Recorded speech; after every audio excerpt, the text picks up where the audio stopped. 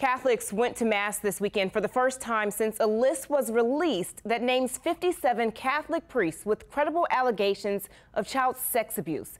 Many say this list is a step in the right direction. Lauren Bell has more. The Catholic Church is having a reckoning over decades of child sex abuse and cover-ups within the institution.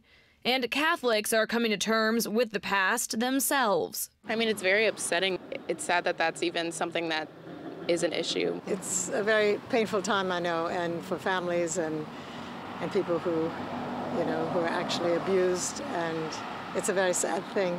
But it's time to get it all straight, I think. This evening, Catholics attended Mass at Holy Name of Jesus Church on St. Charles. And the news that came to light Friday wasn't far from mind.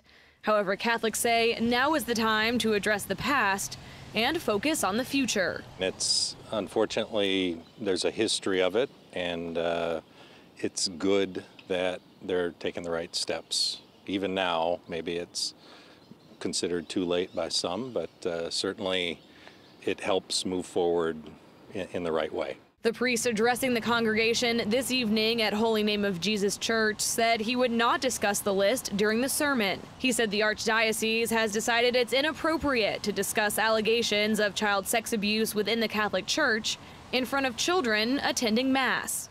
Although the crimes against children won't be discussed during Mass inside this church, those attending credit the Catholic Church with finally addressing the abuse publicly. I think it's a good thing, and it's a brave thing that the Archbishop has done to do the right thing and bring it to light and deal with it in the most professional and upright and Christian manner possible. Lauren Bale, Eyewitness News. The full list of the 57 priests and deacons who have faced credible claims of sexual abuse of minors is on our website, WWLTV.com.